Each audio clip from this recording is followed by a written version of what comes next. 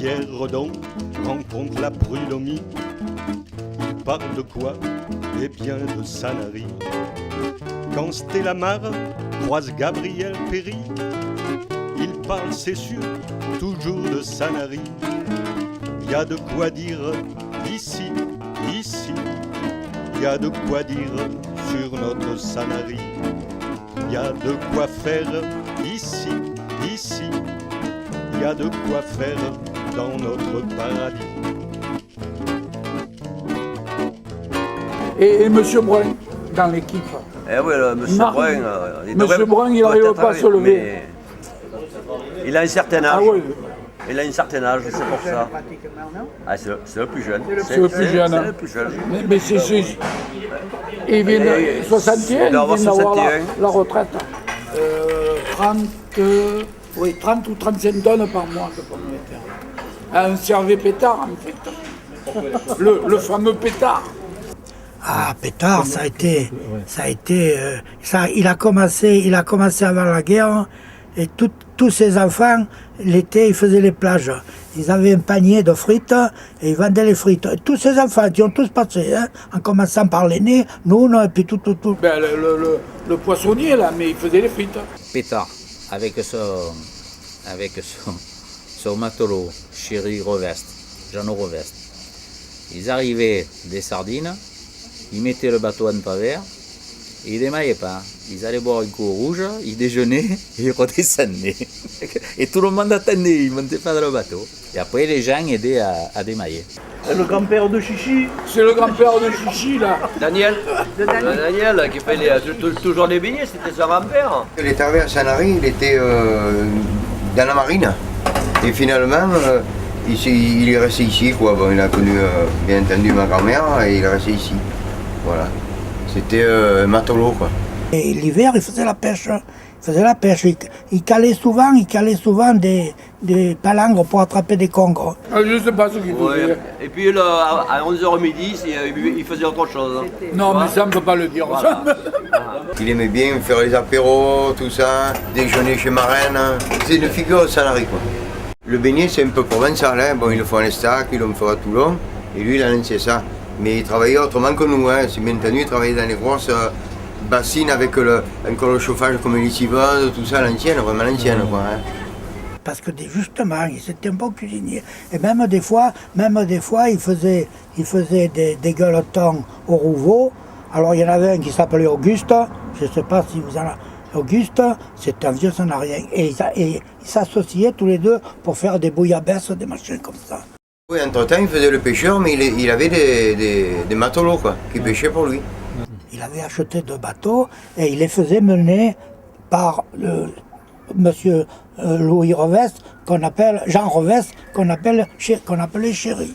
Il travaillait avec. Et puis moi, j'ai fait une saison aussi avec eux. On était associés avec eux. Il y avait Pétard, il y avait mon frère, il y avait Chéri, on était 4. Il pêchait un peu comme ça et il menait sa baraque en même temps.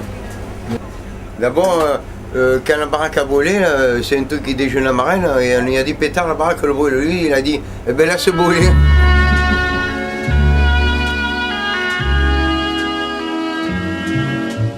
Et en 72, elle était transférée là, c'est ma mère qui l'a repris.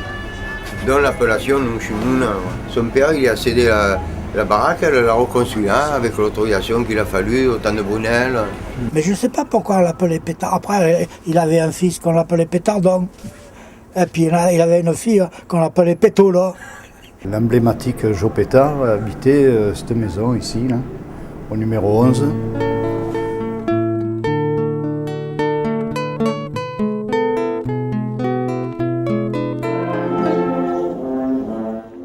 C'était pour la Saint-Pierre.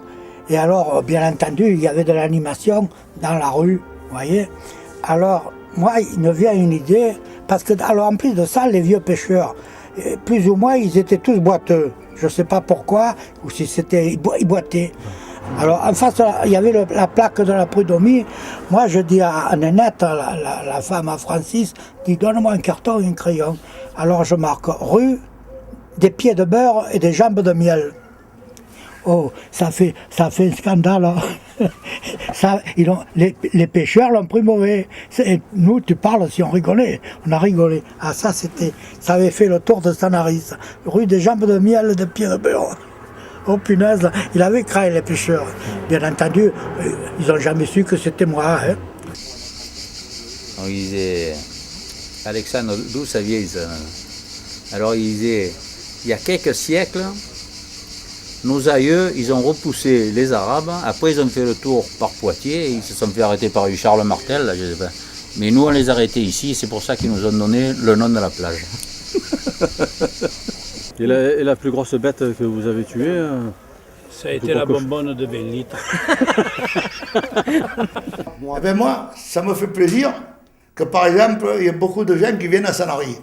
Seulement, quand il y en avait un peu moins, on était un peu plus tranquille quand même. Moi, j'avais dit à un, quand j'avais le magasin, qui m'avait dit, mais comment vous faisiez avant, quand on n'était pas là? Ah, il dit, mais c'est vrai, on était maigres, hein, on n'y arrivait pas. Hein. Depuis que vous êtes là, on a grossi. Ça me fait plaisir qu'il y ait des gens qui viennent d'ailleurs et qui trouvent mon pays, mon beau pays. Moi, ça me plaît. Moi, j'habite en région parisienne, c'est mon travail qui me fait rester là-bas. Mais bon, je suis un Sanérien de pure souche. Et chaque fois que je reviens ici, c'est la première chose que je fais, c'est de toucher ces chapelles là pour me récupérer un peu de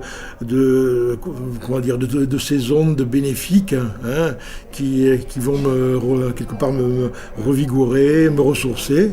Pour après donc aller redevenir un Sanarien à part entière. Quoi.